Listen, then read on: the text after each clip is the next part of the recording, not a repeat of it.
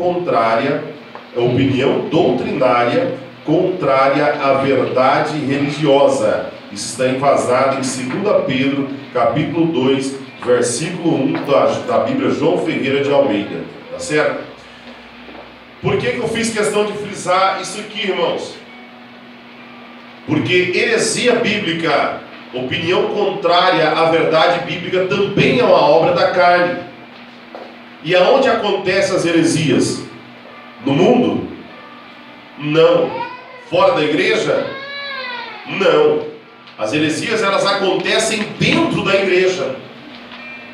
Mas se nós notarmos, pelo que narra o apóstolo Paulo, heresia também é fruto de obras da carne. A heresia, a má interpretação bíblica, é frutos da obra da carne. Somente a pessoa movida por um sentimento carnal, ele interpreta a palavra de Deus à sua maneira, ao seu gosto, e isso é uma obra de carnalidade. Amém? Então, só para explicar esse assunto aos irmãos. Vamos lá. O apóstolo Paulo diz que o espírito não combina com a carne, porque a carne ela é atraída pelas paixões dessa vida. Porém, o espírito é contra as obras da carne. O espírito ele é oposto às paixões dessa vida. E é interessante que quando ele começa a ensinar esse assunto aos irmãos, porque segundo a história bíblica, a igreja da Galácia, os crentes lá de Gálatas, eles começaram no espírito, mas agora por fim estavam terminando em obras carnais. Isto pode acontecer, pastor, com uma igreja nascida no espírito? Pode. A igreja, ela é nascida no espírito, porém os seus membros, os seus integrantes ainda são carne. E então, em um momento que nós não vigiarmos, as paixões carnais tomam conta da igreja.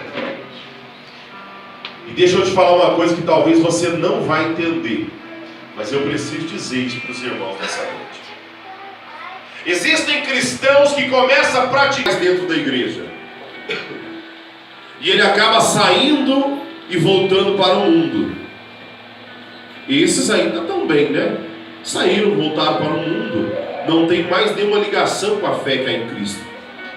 Agora existem pessoas dentro da igreja que ele volta a praticar as obras da carne, porém ele não sai da igreja.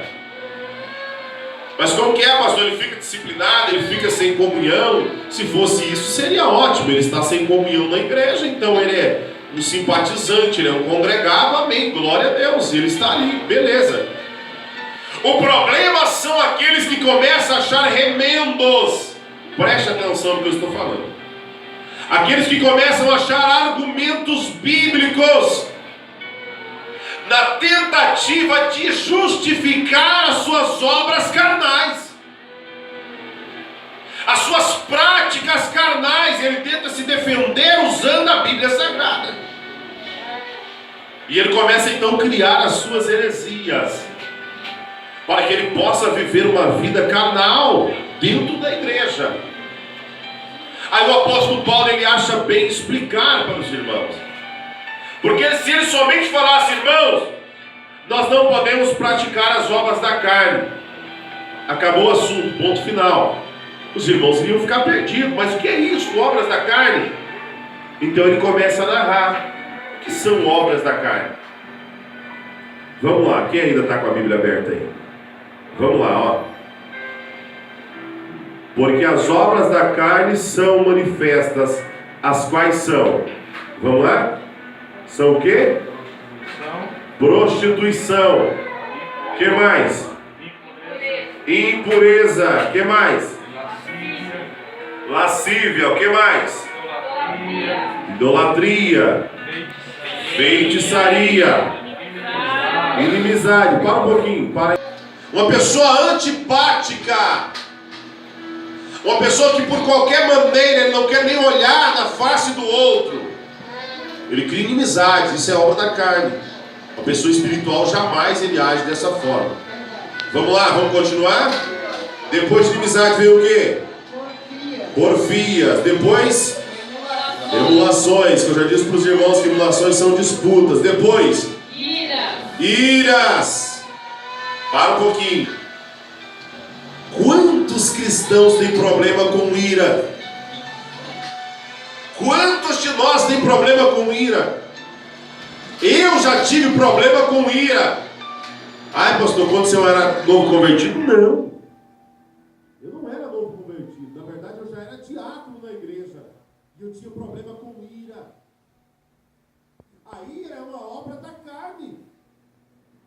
O cristão legitimamente convertido na palavra, que anda por espírito, a ira não pode ter lugar na vida dele. Pastor, o que é ira? Vontade de pegar alguém pelo pescoço e esganar ele. Sabe quando a pessoa te fere bastante? Você fala, mas eu fiquei com aquela raiva de pegar ele, de esmurrar, esbofetear, de arrebentar com a cara dele. Isso é ira. O cristão não pode ter esse desejo. Jesus teve ira de alguém? Muita gente fala que quando Jesus chegou no templo e bateu naquelas pessoas, Jesus ficou irado. Eu nunca vi a Bíblia dizendo que Jesus ficou irado ali. Jesus não ficou irado. Jesus ficou revoltado, porque viu que a casa de Deus estava feita em um comércio. Pessoas que vinham de longe para adorar a Deus, chegavam ali, tinham que oferecer os seus sacrifícios a Deus e pagavam caríssimo nos animais que ali eram ofertados. E a casa de Deus já tinha virado um comércio. Nos dias de hoje, irmão, não é diferente. Quanto comércio dentro das igrejas. Vendem a palavra, vendem o milagre, vendem a bênção, enfim, irmão, tanta coisa que está acontecendo, que Jesus também está revoltado. Ira é um sentimento carnal. Está escrito aqui na palavra. Mas está escrito na Bíblia que tem uma palavra que fala que ireis e não pequeis, né? Então, mas tem outra explicação. Então, mas tem outra explicação essa palavra, irmãos. Não é bem assim, ira, mas não peca. Se a ira é pecado. E quem disse? O apóstolo Paulo diz: ireis, mas não pequeis. Foi o apóstolo Paulo que disse. Mas ele vem e escreve aqui o seguinte, ó, que ira é uma obra da carne. Ira é uma obra da carne. Nós devemos andar em espírito para não irarmos. Então, quando o apóstolo Paulo diz ireis, mas não pequeis, ele está dizendo, irmão, se porventura alguém ainda está na carne e ficar irado, pelo menos não consuma o ato, pelo menos não conclua o seu pecado, porque a ira é uma obra da carne, irmão, e o cristão não pode viver com ira no seu coração, jamais. Você acha que o Espírito Santo vai usar um ser humano irado? Sim ou não? Seja sincero. Espírito Santo puro, sincero, verdadeiro, maravilhoso. Mas pastor, não tem aquele momento que nós ficamos nervosos, que nós ficamos esbravejantes? Não significa que você está irado. Você já viu alguém irado? Quem já viu alguém irado? Levante a mão assim. Alguém irado não sai quebrando tudo?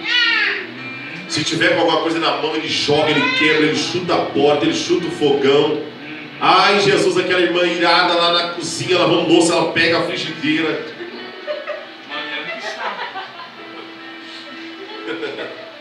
Ser humano irado não é fácil. Sim ou não? E aí, como que o Espírito Santo fica dentro desse cristão? Como que o Espírito Santo se sente dentro dele? Ele irado, totalmente tomado por uma ira. Olha, irmãos, é a obra da carne. Aleluia, Deus. Obra da carne. Se é uma obra da carne, todos nós, irmãos, estamos sujeitos à ira. Todos. O que fazer então? Deixar que o Espírito Santo preencha todo o nosso ser. Glória a Deus. Para que esse sentimento carnal venha cair por terra. Aleluia. Glória ao nome de Jesus. Aleluia. Glória a Deus. Continuando, vamos lá. Depois de ira vem o quê? Depois. E depois a heresia que nós já explicamos. E depois de heresias? Invejas. Homicídios. Vamos parar no inveja um pouquinho? Inveja é obra da carne? E cristãos têm inveja? Sim ou não? A Armanilda disse que Pode não. até sentir, mas tem que repreender, não pode ter não. Como saber se eu tenho inveja de alguém? Porque tem muita gente que é invejoso e ele não sabe. Tem gente que é invejoso e ele não sabe. Como saber se eu tenho inveja? Exemplo. Eu estou com o meu carrinho ali e está só misericórdia de Deus. Quem anda comigo sabe que ele é só misericórdia de Deus. E aí vai o irmão José e encosta com um carrão novinho que ele acabou de comprar. E ele encosta com um carro novinho que ele acabou de comprar. Como saber se eu tenho inveja? A hora que eu ver o carro dele e eu falar, poxa Jesus. E eu, nesse carro aqui, o irmão José me encosta com esse carro novinho. Por que o Senhor não deu para mim? Você tem inveja. É verdade. Pastor, e como não ter esse sentimento de eu ficar feliz pela conquista dele? É verdade. Irmãos, eu já vi cristãos dentro da igreja. O irmão chegar com uma roupa toda bonita, o crente está bem alegre na igreja. O irmão chega com uma roupa toda bonita, ele fica triste. Ele fica triste, ele se entristece. Você vê que o semblante dele cai. Por quê? Por causa da inveja. Ele não consegue ficar feliz pela conquista do irmão. Irmãos, nós temos que ficar felizes pelas conquistas uns dos outros. É verdade, Jesus. O irmão José comprou um carro novo, glória a Deus, Deus abençoe o irmão José. Vamos fazer uma oração aí para esse carro. Nem para a oficina ele não vai nem quebrar de tão abençoado que vai ser. A irmã Valdirene conseguiu comprar uma casa nova, glória a Deus pela vida dela. Mas não, eu olho para a casa dela e eu começo a ficar com raiva. Ela morando na casa dela e eu ainda pagando aluguel. Irmão, sentimentos. Chega na casa do irmão, mas por que a minha casa não é assim? Por que a minha vida não é assim, irmão? Deixa eu falar uma coisa para você. Ame a tua vida. Ame a tua vida. Não queira ter a vida de ninguém. Não queira ter a vida de ninguém. Deus te escolheu para um propósito grandioso na terra. Mas pastor, ainda não aconteceu, mas ainda não chegou o fim. Aleluia. As coisas só acontecem no tempo de Deus. Fora do tempo de Deus as coisas não acontecem. É assim que funciona. Aleluia. Depois de inveja, o que mais? Homicídios. Homicídio é o quê? Uma pessoa que mata a outra, é um homicida. Homicídio é alguém que mata. Já ouviu algum cristão dizendo que é a favor da pena de morte? Quem já ouviu isso? Eu já ouvi vários. Inclusive eu já falei várias vezes. Eu sou a favor da pena de morte. Tem que matar mesmo. Tem que matar, não presta, não vale nada, tem que morrer. Deus é a favor da pena de morte? Sim ou não? Não. Ezequiel 33:11. Deus não tem prazer na morte do ímpio, mas antes quer que todos se arrependam e cheguem ao conhecimento da verdade. Agora Deus é a favor da punição àqueles que são maus, àqueles que não são bons cidadãos. Deus é a favor da punição dele? Sim. Se ele tem que ser punido, ele deve ser punido. Mas Deus não é a favor de pena de morte. Não, Deus é a favor da pena de morte, que pode matar, se não pode. Homicídio é obra da carne. Mas pastor, e alguém que entrou numa casa, ele matou um pai de família, então nós vamos juntar a população e vamos linchá-lo porque ele é digno de morte. E sou eu e você que avalia isso? Somos nós que avalia isso? irmãos, cabe ao Senhor o julgamento. Aleluia. Agora, quem somos nós para julgar alguém que fez errado? Jesus. Quem somos nós para julgar um assassino, para julgar um criminoso, para julgar um ladrão? Quem somos nós para julgar um usuário de droga? Ah, esse usuário de droga ele é um vagabundo, ele tem que se lascar mesmo. Quem sou eu para falar isso? Sabe o que diz Donizete? Esquece da onde Deus tirou ele. Esquece de onde Deus tirou. Esquece da onde Deus tirou ele. Não éramos nada. Quem era nós, irmão? Aleluia. Pouquíssimos daqui nasceram em um lar evangélico. Pouquíssimos. A maioria de nós passamos no mundo. A maioria de nós praticamos obras pecaminosas. Estamos aqui pela graça do Senhor que nos traçou. Aleluia. Depois de homicídio vem o quê? Bebedices. Bebedices. Vem o quê? Bebedices. Aqui essa bebedice está falando do quê? De beber um refrigerantinho gelado? Não. De beber aquele suquinho natural? Não. Jesus, daquele domingo de calor que nem estava hoje, aquele suquinho gelado. É disso que está falando? Não. De beber um bom café de manhã, aquele café gostoso, é disso que está falando? Não. Está falando do quê? Bebida de álcool. Da bebida alcoólica, da cachaça mesmo. Bebedice, obras da carne. E o pior é que tem crente que tem vontade de beber. É verdade ou mentira? Verdade. Verdade, tem. Mas é obras da carne. Ah, mas eu vou beber um golinho porque um golinho não faz mal para ninguém. Ah, irmão, tá bom. Tem gente que diz que bebe socialmente, né? Não sei se existe isso, né? Não, eu bebo socialmente. Quer dizer, socialmente é uma pessoa que ele não fica profundamente alcoolizado. Ele bebe socialmente. A Bíblia está dizendo que a bebedice é obra da carne. Então, biblicamente não existe beber socialmente. Mas eu bebo cerveja que contém menos álcool. E daí? A bebedice é obra da carne. Quando nós nascemos, eu tenho, pelo menos a minha mãe não fez isso. Tenho certeza que ela não fez isso. Colocou cerveja dentro da minha mamadeira. Ela não fez. Ela fez isso? Não, né? E vinho? Também não, né? Pinga? Vodka? Não. Bebíamos leite, sim ou não? Sim. Leite. Eu nasci numa época de crise terrível. Tinha vezes que eu bebi água doce. Água doce, água com açúcar, né? Água com açúcar. Eu bebi, não tinha outra coisa, era aquilo ali que a gente bebia. Bebedice é obra da carne. Pastor, mas eu estou com vontade de tomar aquele talagaço de vinho. Repreende esse negócio, joga por terra. Você não nasceu bebendo vinho, você não precisa disso. Você não precisa. Isso é obra da carne. Ah, mas eu estou com vontade. Eu conheci, deixa eu só abrir um parênteses aqui, já estou terminando.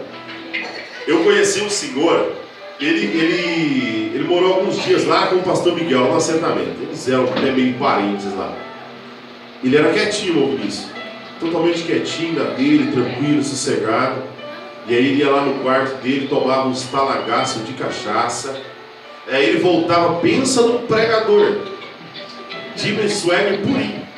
E aí ele pregava a Bíblia, ele pegava, está aqui escrito na palavra. Mas tudo isso no poder do álcool. Tem crente que até fica mais animado, canta, adora. De que isso resolve? Isso é carnalidade pura. Não se engane, irmão. Deus não está nesse meio.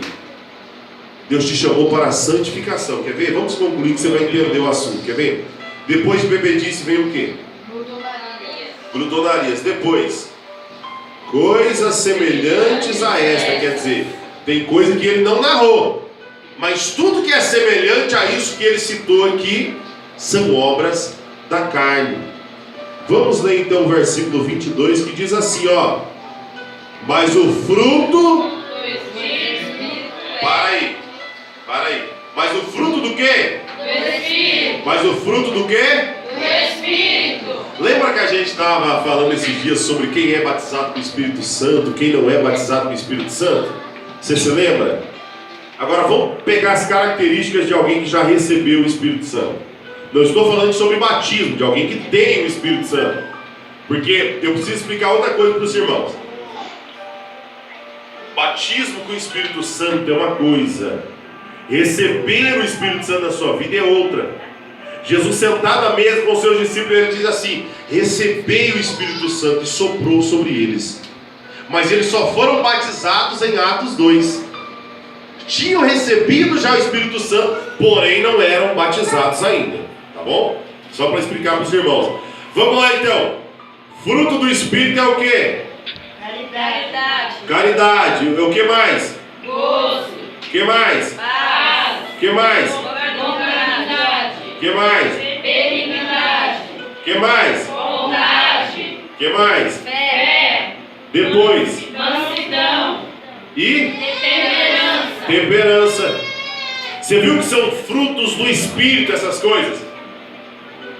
Se alguém não tiver no Espírito, ele não vai conseguir praticar aqui ele não vai conseguir produzir esses frutos. É verdade.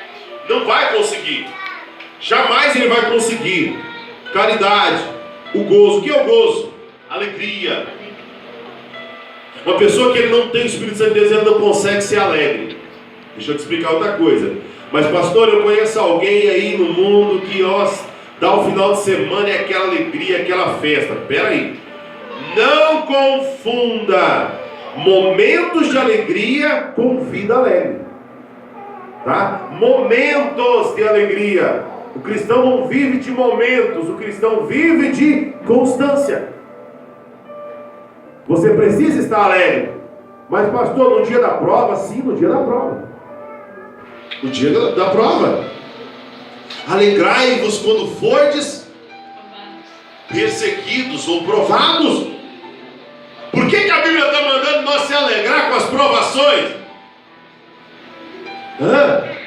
Porque somente a provação mostra quem nós somos de verdade na presença de Deus. É verdade. Deus nunca vai conhecer quem somos. É verdade. Deus nunca vai conhecer quem somos. Na verdade, Ele nos conhece muito bem. Mas Ele nunca, numa linguagem exagerada, extrapológica, Ele nunca vai conhecer quem somos se Ele não nos provar. Você viu o que Deus fez com Jó? Vai lá, tira tudo que ele tem. Vou provar Jó.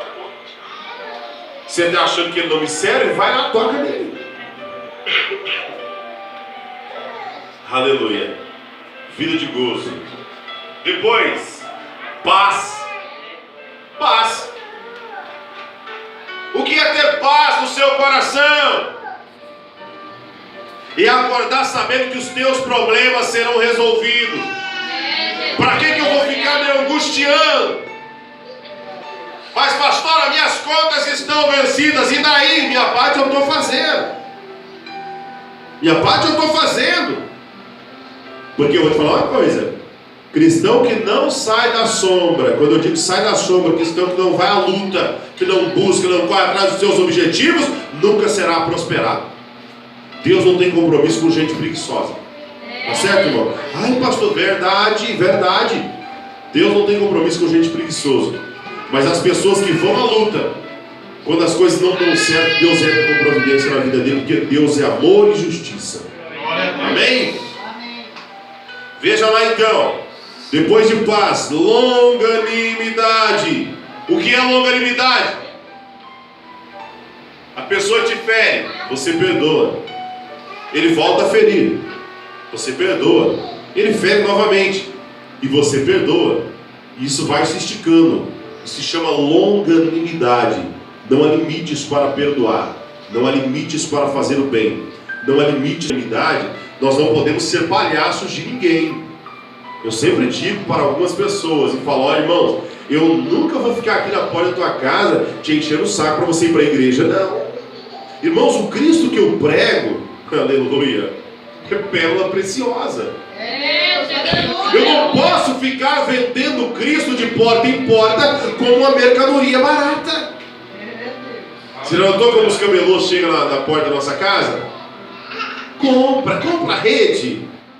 São R$100. Ah, não posso, eu deixo por 80. Mas eu ainda não posso, eu vou fazer para você R$50. Não, eu não posso. dá 20 reais aí que a rede é sua.